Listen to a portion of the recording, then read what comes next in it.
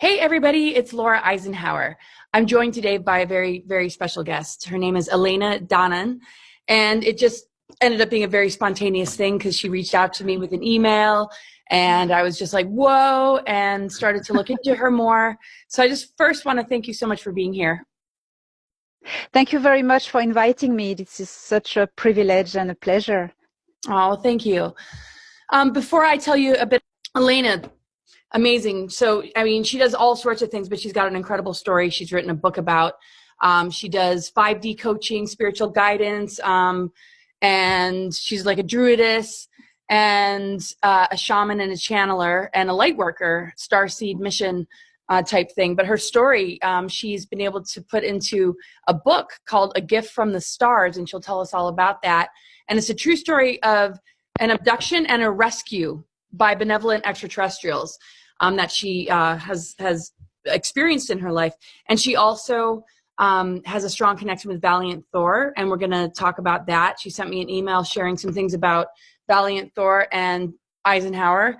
And so many things have piqued my curiosity and interest, and it's just such a pleasure to meet you. And yeah, maybe we could just start with this experience that this book is about. You had an abduction take place when you were a kid with the Greys, you said more hostile type beings, and then you got rescued by Palladians, right? Yes, that's what happened to me, yes. I was 9 years old, and I already had psychic abilities. I could see a lot of things. But so I saw this UFO with my granny at the window, and a big orange bright UFO hovering above the house. And the next thing I remember is going to bed and waking up the following morning, blood all over the place in the bed and markings on my inside of my arms, and with belly bleeding, and it was quite traumatic. So this stayed as a trauma in my life, and I had many other contacts with Nordic aliens throughout the years, but it was quite difficult to accept it because I was a child. And so when I went recently 2 years ago, I underwent my process of awakening, and it was the moment I chose to know everything about my abductions. And so I required the help of a quantum hypnotherapist. And through these sessions, all my memory came back, but not only, it allowed me to reconnect with my protectors. So what happened really is that the night I saw this UFO, this ship, the same night I was abducted by small greys.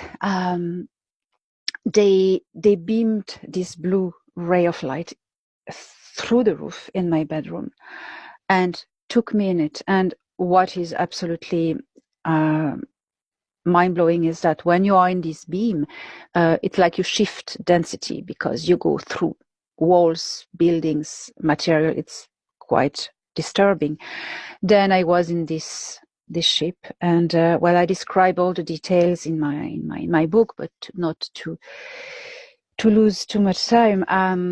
It was freezing cold, and the air was quite thin and to breathe, and I was put on the table, a metallic table, and these greys removed my clothes. Suddenly I had no clothes, my nightgown was gone, and I was paralyzed. I was totally paralyzed. At the moment I was in the beam, I started to be numb, and I could still move a little bit. And I understood what they did to me. They put straps on my wrist, and in the straps there were tiny little needles, and these needles I'd injected a product that paralyzed totally my nervous system. So that's the markings I had on the following morning in my inside of my wrist. So they did terrible things to me. They insert an implant in my head, on the back of my head. That was horribly painful, although I couldn't move, it was very weird. I could feel pain. And they inserted as well something in my belly, and which I couldn't see. And they just did that, and at that moment, they were like kind of robots, like they were synthetic life forms, I learned after that.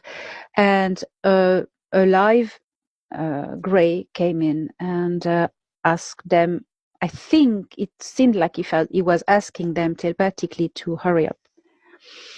And I could feel the tension growing, and suddenly there was a big, the whole ship shook, like trembled. It was like, oh, and it was super scary to me. And the ship was, I understood afterwards that the ship was attacked by another ship, and whose people beamed on board.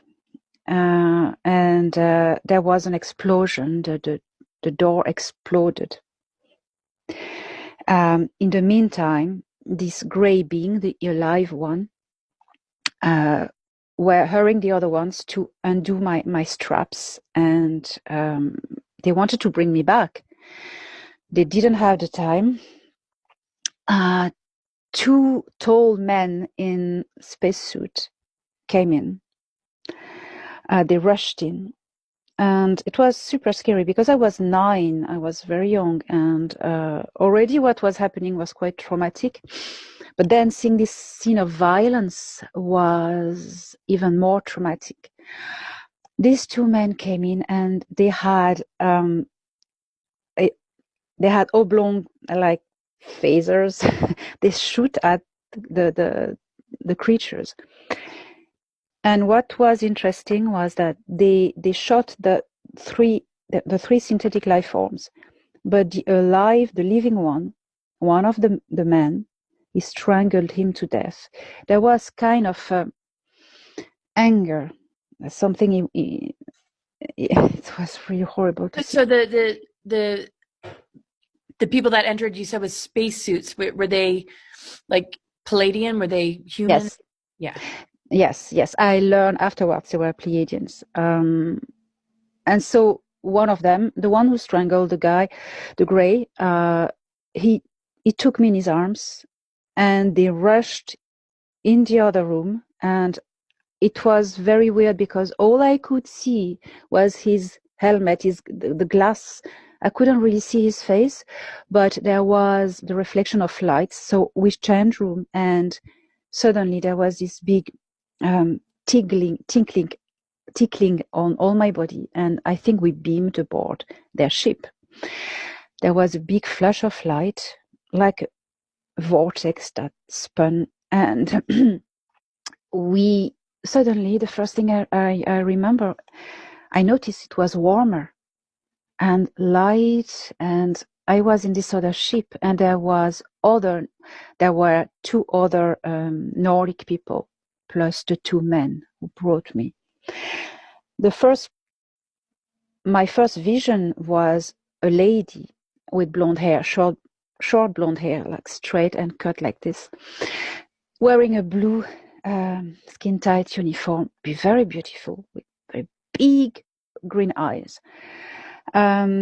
She helped the man to lay me down on a sort of couch, and my savior, he took his helmet off and his spacesuit top, and he wore the same blue uniform underneath, and he put his jacket on me because I was naked and I was cold, and so they were speaking telepathically, but sometimes they were speaking half in a language as well that I couldn't understand, of course. The other man as well removed his spacesuit, and he had long, beautiful blonde hair. My savior had wavy blonde hair. And the lady, she lifted the jacket and I think she had a cloth or a sponge. She cleansed my legs. That's where I saw that there was blood. And I started to feel warmer and be less and less paralyzed. But it took time. They couldn't remove the implant.